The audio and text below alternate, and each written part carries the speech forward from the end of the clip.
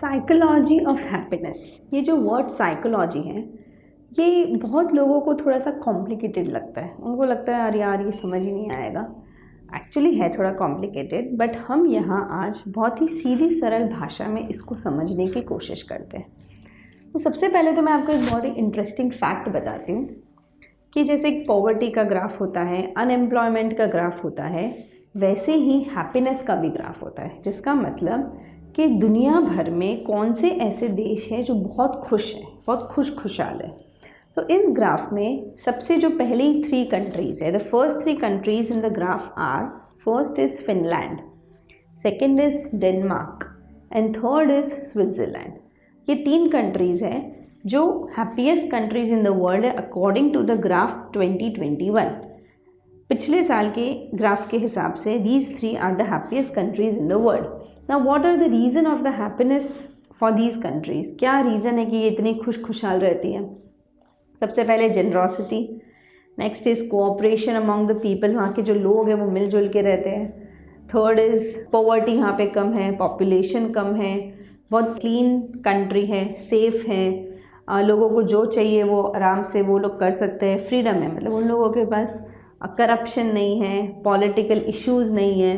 तो और भी बहुत सारे रीजंस हैं जो इन्हें happiest countries in the world बनाते हैं।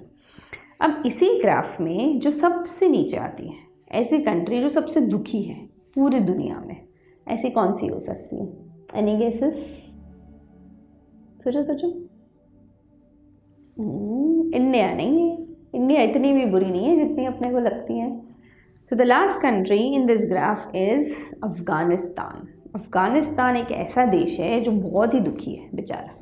वहाँ के लोग लड़ाई झगड़े से ही ऊपर नहीं आते तो कैसे खुश हो जाएंगे, राइट?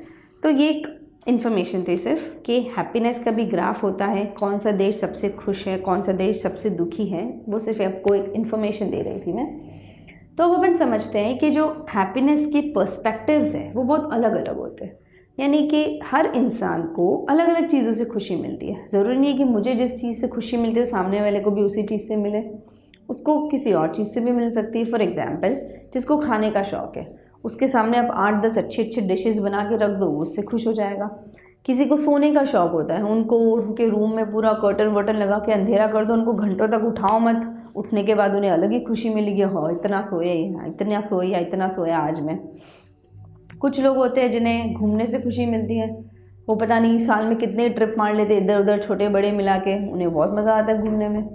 कुछ लोग होते हैं जिन्हें दोस्तों के साथ रह के खुशी मिलती है, कुछ होते हैं जिन्हें परिवार के साथ रह के खुशी मिलती है, कुछ होते हैं जिनको अकेले रह के खुशी मिल जाती है। उनको लगता है बस मैं अकेले हूँ, मुझे जो काम करना है मुझे करने दो, मुझे कोई डिस्टर्बेंस नहीं चाहिए, उसको उनमें खुशी मिलती है। So these are the different perspectives और सोर्सेज ऑफ हैप्पीनेस। हर इंसान के अलग अलग तरीके होते हैं जिससे वो खुश हो सकता है। लेकिन अभी तक साइकोलॉजी में जितने भी रिसर्चेज हुए हैं, अकॉर्डिंग टू दैट ऐसा माना गया है, जो भी रिसर्चेज हुए उसमें सब प्रूव हुआ है कि एक बायोलॉजिकल नीड होती है, वो that is human to human touch. यानी इंसान का इंसान से कनेक्शन बहुत ज़रूरी है। लॉन्ग टर्म में, शॉर्ट टर्म में हो सकता है कि आप बिना किसी के साथ रहो, आपको जो अच्छा लगता है आप वो करो, बट इन लॉन्ग टर्म आप अकेले नहीं रह सकते। बहुत मुश्किल हो जाती है लाइफ अकेले, क्योंकि एक ह्यूमन बीइंग, एक लिविंग बीइंग अगर आपके साथ नहीं है तो आप किसके साथ बोलोगे, क्या करोगे, क्या नहीं करोगे, कुछ समझ नहीं आएगा। इसका सबसे बेस्ट एग्जाम्पल है कोरोना। जितने भी लोग हॉस्पिटल में एडमिट हुए थे कोरोना के टाइम पे, वो शायद हॉस्पिटल जाने से पहले उतने बीमार नहीं थे जितने हॉस्पिटल जाके हो गए, क्योंकि भले ही वो घर के एक कमरे में थे बट उन्हें पता था कि मेरे लोग या अपने लोग मेरे आसपास हैं, तो उनके अंदर एक हिम्मत थी। लेकिन हॉस्पिटल में जाने के बाद उनके कोई पूछने वाला ही नहीं था कि तुम कैसे हो। तो इंसान इतना डीमोटिवेट हो जाता है, उसके अंदर इतनी नेगेटिव थिंकिंग आ जाती है। एंड मेंटली और फिजिकल एंड मेंटल हेल्थ बहुत रिलेटेड होती है। जितना आप मेंटल प्रेशर लोगे उतनी फिजिकली आपकी बॉडी डिट्रिएट होती जाएगी।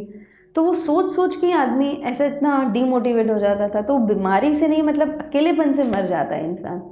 इतना डीमोटिवेशन अंदर आ जाता है, इतने नेगेटिव थॉट्स आ जाते हैं कि वो अपनी मेंटल, जो फिजिकली आप ठीक थे बट मेंटली चीज़ें आती गई, जो चीज़ें नहीं आनी चाहिए थी दिमाग में, अकेले अकेले रह रह के सोच सोच के, कोई बोलने वाला नहीं, कोई कुछ नहीं, तो वो फिज़िकल बॉडी भी डिट्रियोट होती गई। यही रीज़न था कि कोरोना में इतने सारे डेथ्स हुए थे।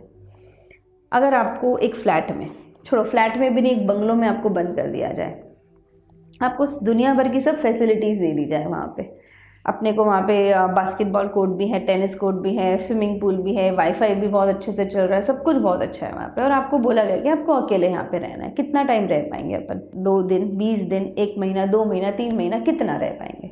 At the end long term में एक इंसान चाहिए अपने को। उस सिनेरियो में भले ही सब चीज़ें आपकी पसंद की है, बट उस सिनेरियो में अपन ज़्यादा टाइम नहीं रह सकते, because this is a human need. A man, a human is a social animal. ये आपने देखा, पढ़ा और सीखा होगा बहुत जनों ने, और ये एक एक्चुअली फैक्ट है कि इंसान बहुत टाइम तक अकेले नहीं रह सकता, although having all the things in his life. और यहाँ पे अपने को बहुत से ऐसे लोग हैं, जो सबकी बात नहीं करी मैं, बट जो कुछ जो थोड़े नेगेटिव थिंकर्स होते हैं, उनको ऐसे खुशी पोस्टपोन करने की आदत होती है। खुशी पोस्टपोन करना मतलब उनको, उनके अंदर बहुत, उनको किसी चीज़ की खुशी हो रही है, बट वो जताते नहीं। उनको लगता है जताएंगे तो नज़र लग जाएगी, कोई बोलेगा अरे तो इसके पास तो ये, इसके पास तो वो है। तो बहुत से ऐसे लोग हैं जो अपने अंदर ही वो बचा के रखते हैं फ्यूचर के लिए, नहीं इससे कुछ अच्छा होगा, इससे कुछ बेटर होगा तो हम ये खुशी जताएंगे, या तो हम किसी को कुछ बोलेंगे। किसी एक बच्चे के 12th स्टैंडर्ड में 90% आ गए, वो बहुत बेचारा खुश हो रहा है, उसने सोचा ही नहीं था मेरे 90% आ जाएंगे। अलग अलग जगह पे सबको फ़ोन कर रहा है, पार्टियाँ दे रहा है, ये वो ये सब कर रहा है। उसके घर वाले, उसके पड़ोसी, उसके रिश्तेदार आके बोलते इतना क्या खुश हो रहा है, तेरे दोस्त के तो 98% आए। तो भाई 90 कम थोड़ी होते हैं, उसको तो खुश होने दो। जो है उसके लिए खुशी नहीं जताएंगे, जो अच्छा होने वाला है। अब वो होगा कि नहीं होगा वो भी नहीं पता, बट हाँ उसके लिए अगर ऐसा होगा तो हम खुश होंगे, या ऐसा होगा तो हम बहुत हंसेंगे, या ऐसा होगा तो हम ये करेंगे, हम वो करेंगे। तो वो खुशी को पोस्टपोन करते रहते हैं। एक चीज़ और मैंने नोट की है कि यहाँ जैसे बच्चों को जब कभी बहुत हंसाया जाता है तो ऐसे कहा जाता है कि इसको ज़्यादा हंसाओ मत, फिर वो रोएगा। ये लॉजिक आज तक मुझे समझ में नहीं आया है कि ज़्यादा हंसाने का ज़्यादा रोने से क्या कनेक्शन है। यानी कोई घर में कोई मेहमान आया है, वो बेचारा किसी के बच्चे को खेल रहा है उसके साथ, वो भी बहुत हंस रहा है, उसको भी बड़ा मज़ा आ रहा है उसको खिलाने में, बट किसी ने उसको बोल दिया अरे ज़्यादा हंसा मत, रात को रोएगा बहुत, तो वो भी बेचारा बैठ जाएगा। वो सोचेगा नहीं रे बाबा, अगर ये रात को रोया तो उसके माँ बाप तो मेरे पे ही चढ़ जाएंगे। तो उसको बच्चे को हंसने भी नहीं देते ठीक से, कि भाई ये सोच के कि बाद में रोएगा नहीं रोएगा वो नहीं पता, बट ये अपन सोच लेते तो उसको हंसने भी नहीं दे रहे, उसको वो चुपचाप बैठा दिया वापस, राइट। तो बहुत सी ऐसी चीज़ें जो अपने इस खुशी की साइकोलॉजी को मेजर करते हैं। यानी चीज़ें जो चल रही है अपन उस पर नहीं ध्यान दे के जो चीज़ें और बेटर होगी उस पर ध्यान देते हैं, और अभी के टाइम को लाइवली नहीं बना पाते, राइट। तो मेरे हिसाब से कि खुशी जो होती है ना वो इंटरनल होती है। एक्सटर्नल आपको जो खुशियाँ मिलती है वो बहुत ही टेम्पररी होती है, कुछ देर के लिए, कुछ समय के लिए होती है। बट दुख या तकलीफ़ तो दुनिया में बहुत से लोग देने के लिए बैठे हैं। खुशी के लिए अपने को खुद इनिशिएटिव लेना पड़ता है, खुद अपने अंदर से वो इंटरनल हैप्पीनेस लानी पड़ती है, तो अपनी मेंटल और फिज़िकल हेल्थ बराबर रहेगी। लोगों को लगता है अरे ये सब मेंटल सोच से कैसे हम बीमार पड़ते हैं, एक्चुअली सोच से ही बीमार पड़ता है इंसान। जैसा वो सोचता है वैसी उसकी बॉडी रिएक्ट करती है।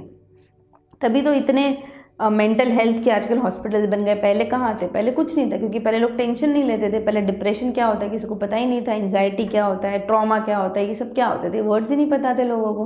बट अब इतना इश्यूज़ आने लगा, और वो इशू अपने को फिजिकली अफेक्ट करता है, जो कि डायरेक्टली इनडायरेक्टली लोगों को नहीं पता चलता, but this is the fact. Mentally जितना दिमाग आप नेगेटिव में लेके जाओगे उतनी आपकी हेल्थ डिटेरियोरेट होती जाएगी। So for a good mental health you have to be happy. खुश रहना पड़ेगा, खुशी खुद से ढूंढनी पड़ेगी, इंटरनली ढूंढनी पड़ेगी। एक्सटर्नली जो मिलेगी वो थोड़े टाइम बाद वापस चली जाएगी। अपने फिजिकल हेल्थ के साथ मेंटल हेल्थ का ध्यान रखना बहुत ज़रूरी है। This is the psychology of happiness. Thank you so much.